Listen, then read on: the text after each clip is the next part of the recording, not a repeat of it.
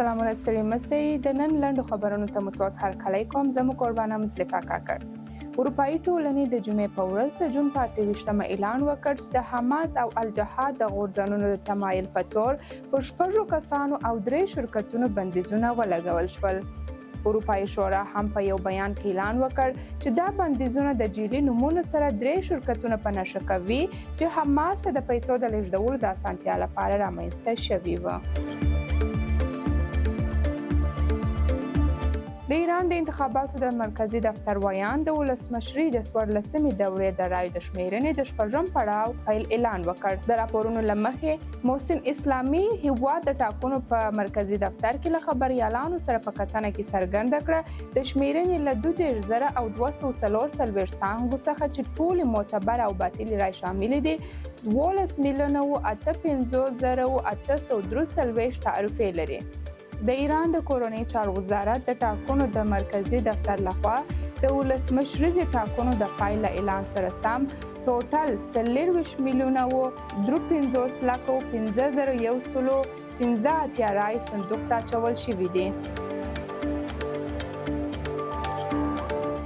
د افغانستان د سرې میاشتې ټولنې اعلان وکړ چې په جرمني کې له 6 میاشتو درملنې وروسته 20 ماشومان چې د هډوکو په ناروغۍ اخته وه یا سخت سوځېدلي وه بیرته افغانستان ته راستانه شوي دي.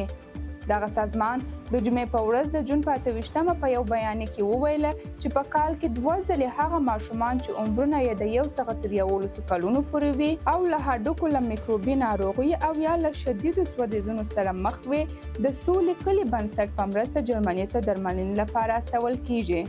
له بلې خوا د جرمني د سولې کلي بنسټ مشرې پرون وویل چې دغه بنسټ د داسې ماشومانو درملنې ته لا هم ژمن دی. روسي چارواکي د روسیې په یو سرحدي سیمه کې د اوکراین د بې پیلوټ الوتکې په برید کې 15 تنه ووژل شوه. اوکراین د نوي مهماتو له ترلاسه کولو وروسته د روسیې پر ضد خپل بریدونه زیات کړي دي.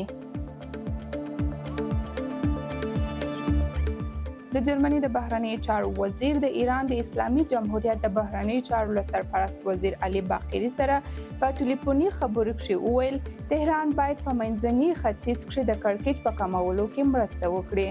په دې ټلیفوني اړیکه کې د جرمني د بهرنیو چارو وزیر ټینګار وکړ چې په منځني ختیځ کې د تاوتریخوالي د زیاتوالي مخه باید په هر قیمت ونیول شي او ایران باید همکاري وکړي.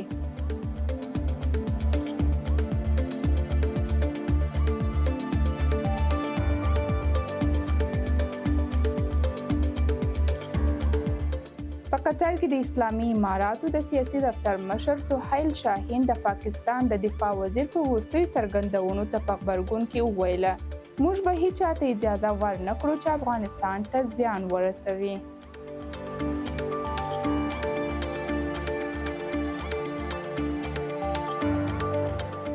دا هم و د نن ورځې لنډ خبرونه له ملتیا مو مننه. ښې چارې.